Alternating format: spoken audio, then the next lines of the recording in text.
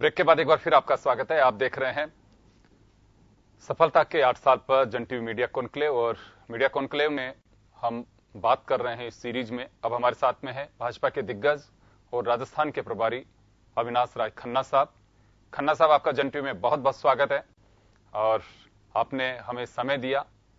मैं इसके लिए पहले ही आपका आभार जता रहा हूं। और 8 साल सफलता के जन टीवी के आप ऑफिस पहले आए भी हैं और बड़ा स्नेह आत्मीयता के साथ में आपने बात की।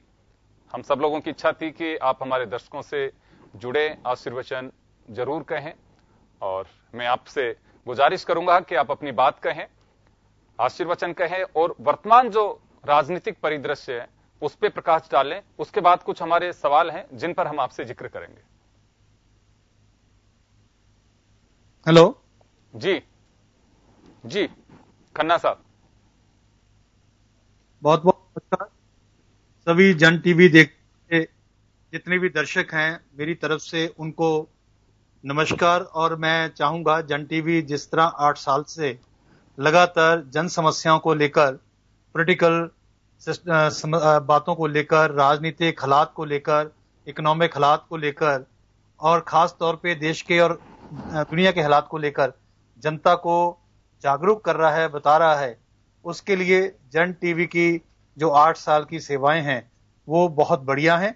और मैं प्रार्थना करता हूं परमात्मा से और सभी देखने वालों से जो जन टीवी के साथ जुड़े हैं कि अगले साल नवा वर्ष भी एक इनोवेशन का वर्ष होगा। नए ढंग से जनता में बातें आएंगी, जनता को बहुत जल्दी जल्दी समाचार मिलेंगे, ऐसा मेरा विश्वास है। और ये भी विश्वास है कि जितनी भी जन सेवा के काम है उनको भी जन टीवी जनता तक पहुंचाने की पूरी कोशिश करेगा। और हमारा सहयोग हमेशा एक राजनीतिक और सामाजिक कार्य लोगों की तरह इस चैनल के साथ रहेगा।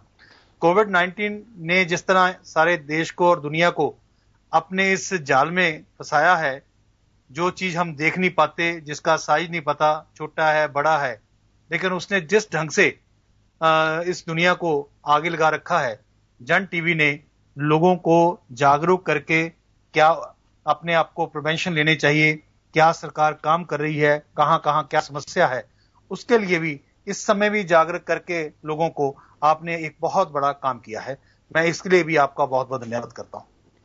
जी धन्यवाद खन्ना साहब, आपने अपने आशीर्वचन दिए। मैं वर्तमान राजनीतिक परिदृश्य पे आपसे थोड़ा प्रकाश डालने के लिए आग्रह करूंगा कि देश और दुनिया में जिस तरह की राजनीतिक स्थितियां बनती जा रही हैं उसको लेकर के मैं आपसे चाहूंगा। आपका एक बड़ा राजनीतिक एक्सपीरियंस है, आप लंबी पारी आपने राजनीति की खेली है, बहुत बारीकी से देखा है, आपने कई राज्यों का प्रभार आपके पास में रहा है, महत्वपूर्ण राज्य जो है वहां पे भी। और तो इसी परिदृश्य पे मैं आपके से चाहूंगा कि आप कुछ कहें। ठीक है कि सबसे पहले एक राजनीतिक पार्टी जुड़ने के कारण एक राजनीतिक कार्यकर्ता हूं, लेकिन उसके साथ मैं इस देश का हिस्सा हूं, एक सामाजिक कार्यकर्ता भी हूं। भारतीय जनता पार्टी ने जहां हमारी सरकार गोवा में है, गोवा को हमने कोरोना मुक्त किया है। दूसरी जगह 2 जगह पर लेफ्टिनेंट गवर्नर है, ले और जम्मू कश्मीर में। वहां पर स्थिति थोड़ी सी गंभीर है क्योंकि वहां पर जो पेशेंट है वो बड़े हैं। राजस्थान आप देख ही रहे हो कि जहां भी पेशेंट बहुत तादाद में बड़े हैं। भारतीय जनता पार्टी ने कहीं भी इस समय कोई राजनीति नहीं की, हमने सेवा की है। कार्यकर्ता को एक आदेश दिया है कि आप जो जन कार्य हैं, जो जन सेवा के कार्य हैं, उसमें सहभागी होकर एडमिनिस्ट्रेशन की सेवा करते हुए, उनका सहयोग करते हुए जन सेवा करिए। आपने देखा होगा कि यहाँ राजस्थान में भी हमारे ऊपर 2-4 एमएलए के ऊपर एफआईआर भी हुई है, जहां तक कि हमारे राष्ट्रीय अध्यक्ष श्री नड्डा जी और हमारे सोशल मीडिया के जो प्रभारी हैं उनके ऊपर भी एफआईआर हुई है। लेकिन भारतीय जनता पार्टी ने अपने सेवा के कार्यों के ऊपर कोई राजनीति नहीं की।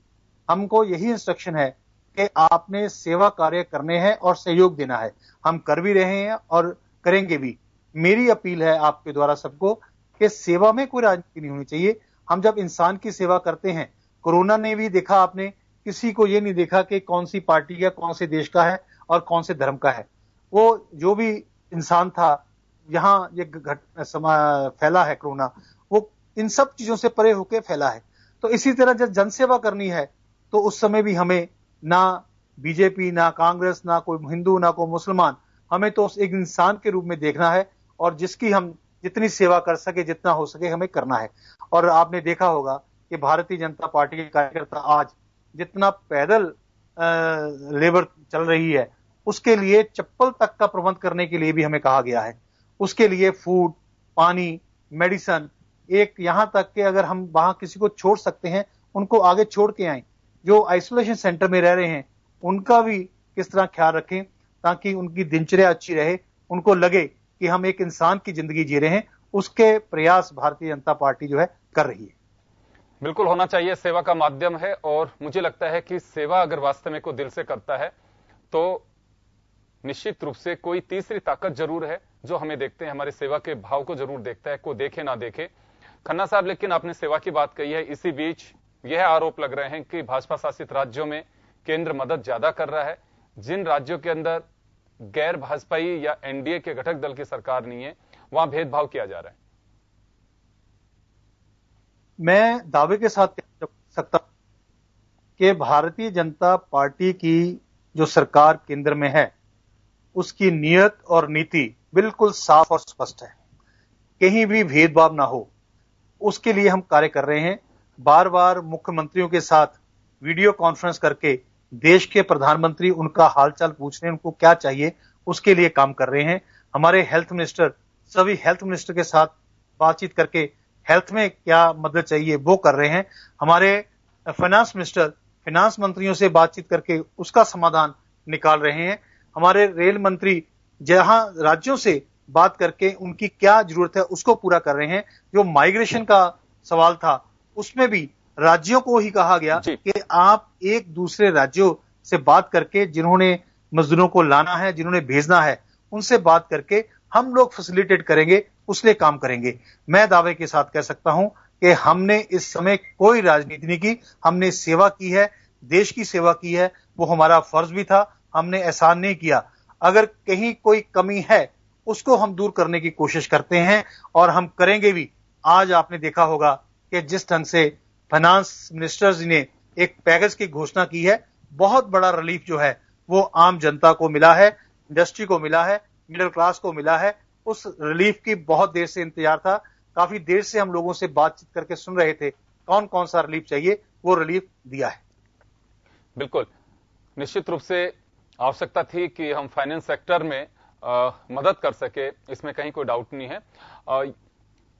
आपको मालूम होगा कि ये सवाल कई बार खड़ा हुआ है आरोप के रूप में भी, जहां पे मैंने पहले कहा कि भाजपा शासित राज्य नहीं है, वहां पे ये कहा जा रहा है कि पीएम केयर्स फंड के लिए सांसद और कार्यकर्ताओं को कहा जा रहा है, लेकिन जिस राज्य के वह सांसद हैं वह पैसा वहां काम आना चाहिए, वहां की सरकारों को वो कंट्रीब्यूट नहीं कर रहे हैं। वहां पे भी कोविड-19 सीएम रिलीफ फंड है। मसलन राजस्थान के आप प्रभारी भी हैं, राजस्थान को लेकर के यही स्थितियां सामने आ रही हैं कि 25 सांसद राजस्थान से भाजपा के हैं, लेकिन पीएम केयर्स फंड में पैसा दिया जा रहा है, यहां पे मुख्यमंत्री रिलीफ फंड में नहीं दिया जा रहा। ये लगातार ये इस बात को लेकर के जिक्र किया जाता है, आरोप लगाया जाता है। आरोप निराधार हैं। अब भारतीय जनता पार्टी ने ये किसी नाम से फंड नहीं क्रिएट किया, ये पीएम केयर के लिए किया है और पीएम केयर का फंड जो है वो जनता की सेवा के लिए लगेगा। ये हमने एक मिशन बनाकर इसको कहा है, पार्टी के कार्यकर्ता को कहा गया है कि आप और 40 कार्यकर्ता खुद जो है वो इसमें कंट्रीब्यूट करें। ये हमने एक मूवमेंट बनाई है, तो हमने कहीं कांग्रेस के लोगों को रोका थोड़ी है कि आप इसमें कंट्रीब्यूट करिए। इसलिए इस बात के लिए कंट्रोवर्सी खड़ी करना ये एक अपनी, मैं समझता हूं कि अयोग्यता है, जो नलायकी है, उसको कहीं ना कहीं शो करने की बात है। भारतीय जनता पार्टी, ये फंड जनता के लिए यूज होगा, जितना इकट्ठा होगा जनता के लिए ही जाएगा, ये मैं आपको विश्वास दिला दूं। कहीं भी इस बात को लेकर राजनीति करने की जरूरत नहीं। जी, राज्यों का यह कहना है कि पैसा आप कहीं पे भी दीजिए, लेकिन सरकार यह तय करे कि जिस राज्य का जो जनप्रतिनिधि है वह फंड वहां पे ट्रांसफर हो, क्योंकि अगर प्रधानमंत्री कोष में अगर वो पैसा जा रहा है तो या तो ट्रांसफर वहां से राज्यों को, ये सीधा सीधा कहना है कि क्योंकि अगर एमपी लेड को, आप तो सांसद भी रहे हैं, विधायक भी रहे हैं और बहुत अच्छे से देखा हुआ है कि वह पैसा उस राज्य के उस क्षेत्र में काम आ सकता है। आप अनुशंसा कलेक्टर को करते हैं कि मेरे क्षेत्र में ये काम करवाना है, लेकिन अभी सरकार ने नियम बना दिया है कि कुछ टाइम के लिए, जब तक कोविड-19 से हम बाहर नहीं आ जाते हैं, तब तक इस पैसे को कुछ साल के लिए हम उधर ट्रांसफर कर रहे हैं, क्योंकि सरकार की बात तो ठीक है, रिसोर्सेज बहुत लिमिटेड है, उन्हीं में से हमें सारा कुछ करना है। तो क्या आपको लगता है कि अगर कोई सांसद किसी राज्य का पैसा डायरेक्ट पीएम केयर्स में, पीएम रिलीफ फंड में भी देता है, तो क्या वो राज्यों को ट्रांसफर होना चाहिए? ऐसी डिमांड है स्टेट्स की। देखिए, मैं एक बात स्पष्ट कर दूं कि केंद्र की सिर्फ एक ही योजना नहीं है कि पीएम केयर में पैसा जा रहा है। केंद्र की कई योजनाएं हैं जिसके कारण इक्वल डिस्ट्रीब्यूशन मैं कह सकता हूं, बिना किसी भेदभाव के डिस्ट्रीब्यूशन हो रहा है। जिस राज्य को जिस चीज की जरूरत है, आपने तो बहुत छोटी बात कह दी कि संसद का पैसा, उसका कितना पैसा है? एक संसद कितना पैसा जो है वो दे सकता है? केंद्र सरकार तो उससे कितना ज्यादा पैसा राज्य सरकारों को दे रही है। अगर सिर्फ सांसदों के पैसे के ऊपर राज्य की समस्या हल होती होगी तो शायद आप जो भी ये इशू रेज कर रहे हैं वो लोग गलती में हैं, वो लोग इस गलत फहमी में हैं कि सिर्फ राज्य जो एमपी हैं उनके पैसे से विकास हो गया, समस्या हल होगी। कितने हेड्स के ऊपर पैसा आ रहा है, चाहे वो उज्ज्वला योजना है, चाहे किसान के लिए उसका 2000 किसान मान भत्ता है, या जनधन योजना है, कितना पैसा अलग अलग योजनाओं के तरफ आ रहा है भाई साहब, उसका भी ख्याल रखिए ना। किसी से कोई भेदभाव नहीं हो रहा। जो एक गाइडलाइन बन चुकी है उस गाइडलाइन के अंतर्गत पैसा आ रहा है। जहां तक कि जो लोग राशन कार्ड इनके पास नहीं है, बीपीएल नहीं है, उनको भी अनाज चाहिए, उसके लिए भी केंद्र सरकार ने जो डिजास्टर मैनेजमेंट की गाइडलाइंस है उसको अमेंड करके जितना भी स्टेट डिजास्टर मैनेजमेंट का पैसा है वो फूड डिस्ट्रीब्यूशन के लिए लाए और डीएम को उसके लिए पावर दे दी है। ये सारे देश में एक जैसा कानून है, तो कहां पर हमारी सरकार, केंद्र की सरकार किसी सरकार से अन्याय नहीं कर रही। अन्याय कर रही हैं तो लोकल सरकारें जो हैं वो राजनीति करने की कोशिश कर रही हैं, उनको ऐसा नहीं करना चाहिए। जे इस समय जन समस्याएं हैं, लोगों की समस्याएं हैं, उन समस्याओं के हिसाब से ही बात करनी चाहिए। सर, अभी जो रिलीफ दी जा रही है उसमें यह कहा जा रहा है कि जैसे राष्ट्रीय खाद्य योजना है, उसके तहत अगर आप किसी को सामग्री दे रहे हैं या अपने अपने स्टेट्स की जो योजनाएं हैं, वह 2011 की जनगणना को आधार बनाया जा रहा है। पॉपुलेशन 1.5 गुना बढ़ गई है हमारे 10 साल के अंदर। ये कैसे मैनेज होगा? बहुत सारे लोग हैं, एक परिवार वहां पे रह रहा है, उससे पूछा जाता है कि पड़ोसी के सब अनाज मिल गया, मुझे नहीं मिला। क्यों नहीं मिला? कि मेरा नाम कार्ड में शामिल नहीं है।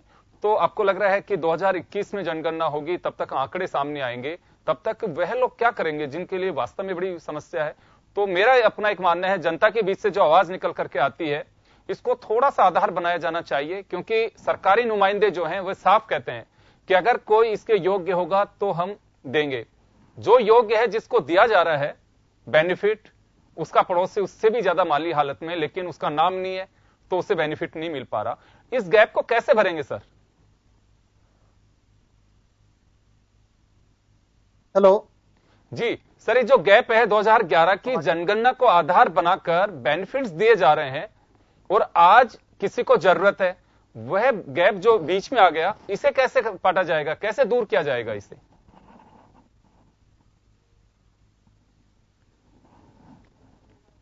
चलिए, खन्ना साहब हमारे साथ में टेक्निकल खामी के कारण वापस जुड़ गए हैं। और खन्ना साहब, मेरा सवाल यह है कि जो गवर्नमेंट के बेनिफिट मिल रहे हैं, जो बेनिफिशरीज हैं, वो 2011 की जनगणना को आधार बनाकर उन्हें बेनिफिट दिए जा रहे हैं। संख्या बढ़ चुकी है, एक पड़ोसी को बेनिफिट मिल रहा है कि वो 2011 के आधार से वो उसमें फिट है, लेकिन उसका जो दूसरा पड़ोसी है, या एक बाप के 2 बेटे, एक बेटे को बेनिफिट मिल पा रहा है, दूसरे को नहीं मिल पा रहा है, यह जो गैप है ये कैसे भरेंगे? मुझे लगता है कि बड़ी पीड़ा है। इस ओर कोई ध्यान दिलाया किसी ने भी? आपका क्वेश्चन बिल्कुल वैलिड है कि जो कार्ड बने हैं, कई कुछ बना है, ये जनगणना के हिसाब से बना है और उससे बहुत ज्यादा लेने वाले बढ़ चुके हैं। इसीलिए केंद्र ने जो रिलीफ है वो द्वारा जारी की है उन लोगों के लिए जो किसी भी कैटेगरी में नहीं आते। वो केंद्र ने स्पेशल रिलीफ जो है हर राज्य को दिया है, और राज्य उस रिलीफ को उन लोगों में बांट सकता है जो किसी कैटेगरी में नहीं आते। इसीलिए मैंने आपको कहा कि जो स्टेट डिजास्टर मैनेजमेंट का फंड है उसमें की गाइडलाइंस को भी रिलैक्स किया है। ये इसीलिए किया है कि जो किसी भी गाइडलाइंस में नहीं आते, किसी भी पैरामीटर में नहीं आते, उनको रिलीफ मिले, उसके लिए किया गया है। बिल्कुल, एनडीआरएफ का पैसा भी शायद आप लोग शिफ्ट करने के लिए आदेश दे चुके हैं कि नेशनल डिजास्टर रिलीफ फंड जो है उसको भी यूज कर सकते हैं एसडीआरएफ के साथ साथ। खन्ना साहब, एक सवाल है, वंदे भारत मिशन के लिए हमने पूरी तरह से आइडेंटिफाई कर लिया कि फॉरेन से किन लोगों को पिक करना है, वो एप्लीकेशंस ले ली, ऑनलाइन बुकिंग हो गई, अभियान चल पड़ा है, काफी संख्या में लोग हमारे यहां पे पहुंच भी चुके हैं।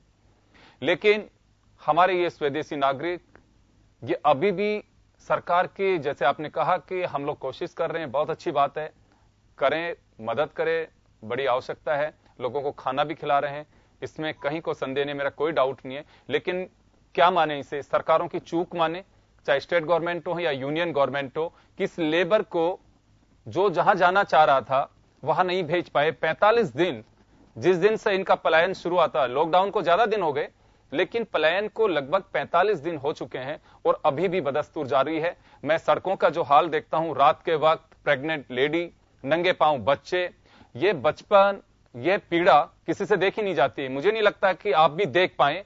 तो ये जो स्थितियां, इसमें हम मान सकते हैं कि कहीं किसी की चूक रही है, हम समझ नहीं पाए कि लोग कितना जाना चाहते हैं और किसे भेजा जाना चाहिए। देखिए, मैंने पहले भी इस क्वेश्चन का जवाब खुद दे दिया था, फिर आपने जो स्पेसिफिक क्वेश्चन किया है इसका भी जवाब मैं देना चाहता हूं।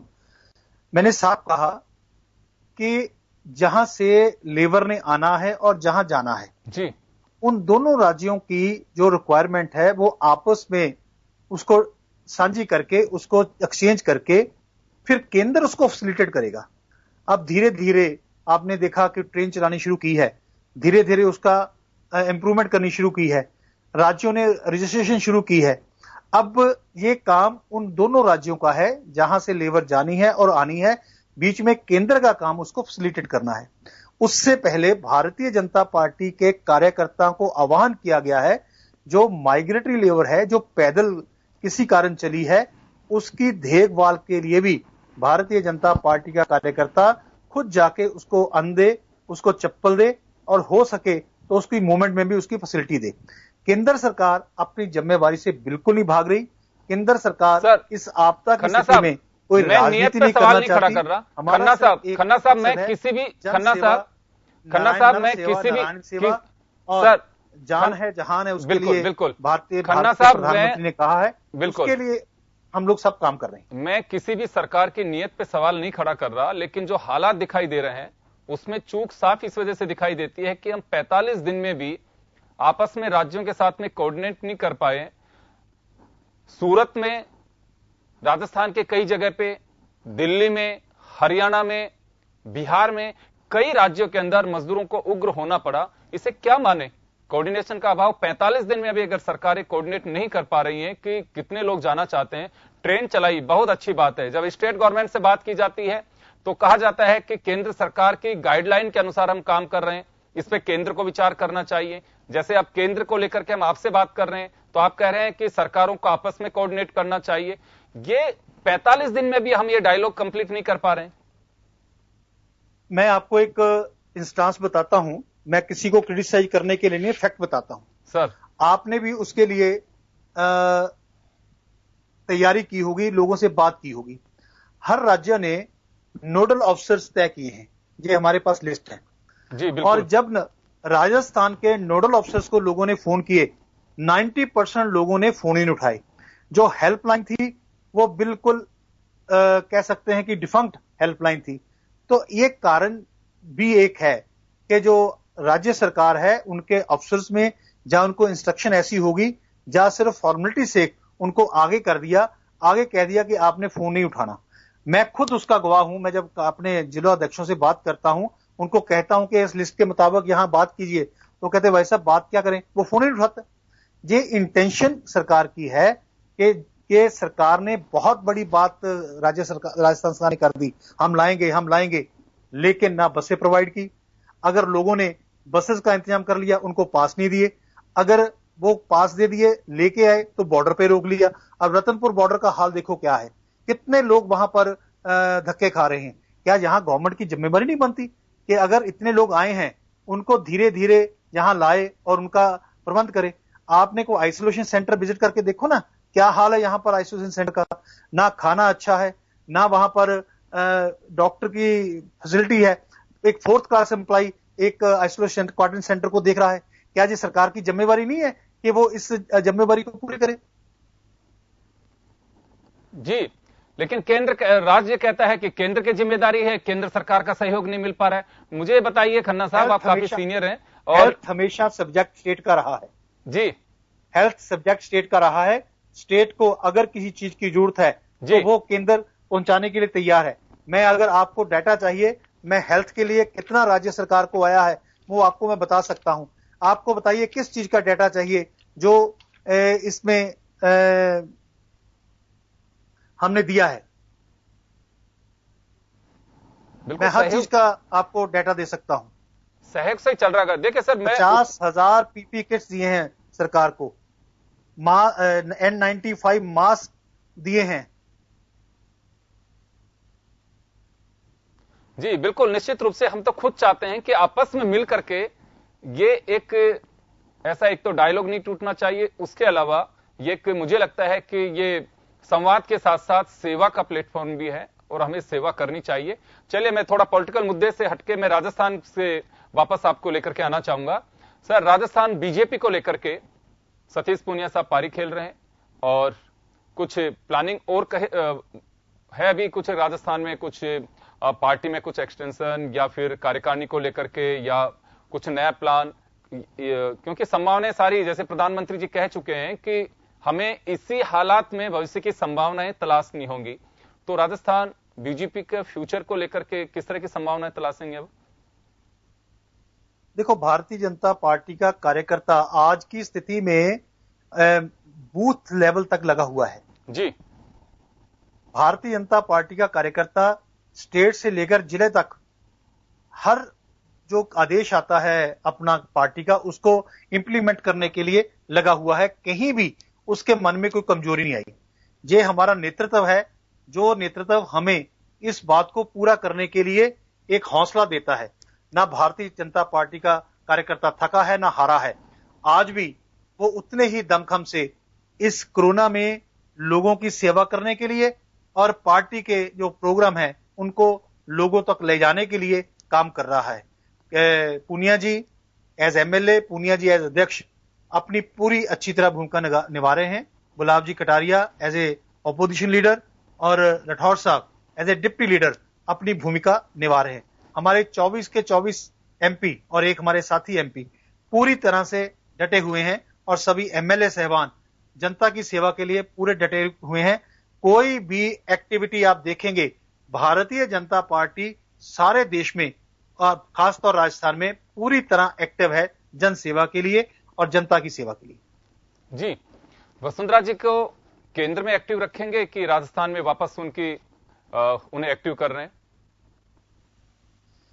देखो, इस समय हमारे सामने जो समस्या है वो कोविड-19 है जी, उसको लेके ही सब लोग लगे हुए हैं। जब राजनीति की बात होगी उस समय उसका जवाब आपको हम दे देंगे। बिल्कुल, इसमें कोई डाउट भी नहीं है कि कोविड-19 पहली प्राथमिकता होनी भी चाहिए, इसमें कोई संदेह नहीं है, क्योंकि यह महामारी इस तरह की महामारी है कि दुनिया इससे पूरी तरह से लोहा ले रही है और इस जंग में अगर जीतना है तो निश्चित रूप से प्राथमिकता आपकी यही होनी चाहिए कि हम इससे बाहर कैसे आए। सर, एक सवाल और है मेरा। मैं प्रधानमंत्री जी को सुन रहा था, गडकरी साहब को भी सुना मैंने। चाइना में कुछ इंडस्ट्रीज जो हैं, जो भी वहां की स्थितियां बनी होंगी, उन्हें देखते हुए वहां से शिफ्ट करना चाहती हैं। वो किस कंट्री में जाएंगी अभी कहना बहुत मुश्किल है। सब अपनी संभावनाएं तलाश रहे हैं। संभावनाएं ये भी तलाशी जा रही हैं कि भारत भी वहां से जो 1000 यूनिट्स वहां से निकलना चाहती हैं, अपने आप को शिफ्ट करना चाहती हैं, उसका कुछ प्लान हम सुन सकते हैं। और दूसरा, 3 राज्य लेबर लॉ जो है उसमें अमेंडमेंट कर रहे हैं अभी, उत्तर प्रदेश, गुजरात और मध्य प्रदेश। इस पे उंगलियां उठ रही हैं। ये तीनों ही भाजपा शासित राज्य हैं। तो श्रम कानूनों के साथ कंप्रोमाइज निवेश को देखते हुए किया जा रहा है कि कोई और वजह है? देखिए, एक जो कहते हैं ना, जो नेसेसिटी होती है वो इन्वेंशन की मां होती है। Necessity is the mother of invention. Right. अब नए नए एक्सपेरिमेंट, नए नए कानून जो हैं समय के अनुसार करने जरूरी भी हैं। आज मैं दिल्ली की इंडस्ट्री के साथ बात कर रहा था, उन्होंने एक बड़ा मुझे एग्जांपल दिया कि आप सोशल डिस्टेंसिंग की बात भी करते हो, लेकिन जिसकी इंडस्ट्री सिर्फ एक रूम में चलती है, वहां 20 लोग काम करते हैं, उसके लिए क्या गाइडलाइंस है? एक अच्छा सवाल आया, उसको भी हल करने के लिए हम लोग लगे हुए हैं। आज एक इंटरनेशनली अपॉर्चुनिटी है। दुनिया ने माना कि जो भारत की सरकार है और भारतीय लोग हैं, वो इस बीमारी में भी लड़ना जानते हैं, खड़ना जानते हैं, अड़ना जानते हैं। तो देश के प्रधानमंत्री एक अंतरराष्ट्रीय योद्धा के रूप में तैयार हुए हैं, और जो इंडस्ट्री जहां लगेगी उसका एम्प्लॉयमेंट जनरेशन होगा, इकोनॉमी बढ़ेगी, तो उसका स्वागत है। और एक अपॉर्चुनिटी है भारत के लिए कि हम लोग नए इंडस्ट्रियल यूनिट जहां पर लगाएं, और इस कारण जहां पर पीपी किट नहीं बनते थे, आज 2 लाख पीपी किट डेली बनने शुरू हुए हैं। N95 मास्क नहीं बनते थे, यहां 2 लाख मास्क रोज बनने शुरू हुए हैं। ये इनोवेशन है, ये इंसेंटिव दिए गए हैं, उसके कारण हम लोग आगे बढ़ रहे हैं।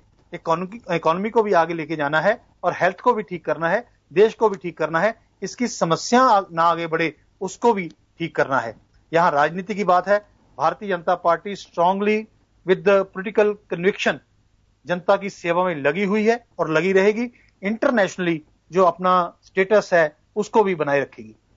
जी सर, श्रम कानूनों का मेरा जिक्र जो था, 3 राज्य उसमें बदलाव कर रहे हैं, कर चुके हैं कुछ, तो इसको लेकर के इस पे उंगलियां उठ रही हैं कि श्रमिकों के साथ कंप्रोमाइज कर रही है सरकार, व्यापारियों को, उद्योगपतियों को, पूंजीपतियों को लाभ देने के लिए।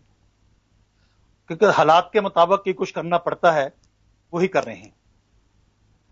जी चलिए सर, समय कम है, मैं और कुछ जानना चाहूंगा आपसे कि कोविड-19 के हमसे कुछ ऐसा हम सोच के चल रहे हैं कि हमें ये करना चाहिए, अभी भी इस क्षेत्र से हम अछूते हैं, इस ओर हमें ध्यान ज्यादा दिया जाना चाहिए, या सरकार का फ्यूचर प्लान है, कुछ ऐसा पार्टी का प्लान है, तो वो भी हम आपसे चाहते हैं कि आप हमारे साथ जरूर शेयर करें। सबसे पहली बात है कि आपके माध्यम से मैं जनता से अपील करूंगा कि कोरोना का इलाज, अभी दवाई तो आई नहीं, मुफ्त में है, उसको कम से कम यूज करें। जो प्रिवेंशन है, शेक हैंड नहीं करना, हाथ धोने, सैनिटाइजर यूज करना, मास्क यूज करना, इसको यूज करें। और साथ साथ जो हमारे कुछ प्रोग्राम है, feed the needy, mask use करना, डिस्टेंस रखना, उनका भी पूरा पालन करें। माइग्रेंट लेबर का भी हम लोग ख्याल रखें। ये सारे काम को हम करते हुए आगे बढ़ेंगे। जी खन्ना साहब, चले आपने हमारे साथ वक्त बिताया और हम एक बार फिर आपका पुनः आभार व्यक्त करना चाहेंगे कि हमारे इस कॉन्क्लेव में आपने समय दिया। निश्चित रूप से आप काफी व्यस्त हैं, आप एक बड़ी शख्सियत हैं, राष्ट्रीय फिगर हैं, लेकिन उसके बावजूद भी आपने हमारे छोटे से आग्रह को स्वीकार करते हुए आपने समय दिया, उसके लिए बहुत बहुत शुक्रिया आपका। तो चलिए, जंटी कॉन्क्लेव में खन्ना साहब हमारे साथ में जुड़े और बड़ी बेबाक तरीके से उन्होंने अपनी बात कही, कुछ फ्यूचर प्लान्स भी बताए, लेकिन लबोलबाब यही है कि कोविड-19 का ये जो दौर है, हमें इसमें खुद को मजबूत करना है, अपने परिस्थितियों को अपने ऊपर हावी नहीं होने देना है, उनका मुकाबला करके आपको उस जंग पे बाजी मारनी है। मुझे लगता है कि तभी हम इसको जीत पाएंगे। एक छोटे से ब्रेक के लिए रुकेंगे, ब्रेक के बाद जल्द लौटेंगे।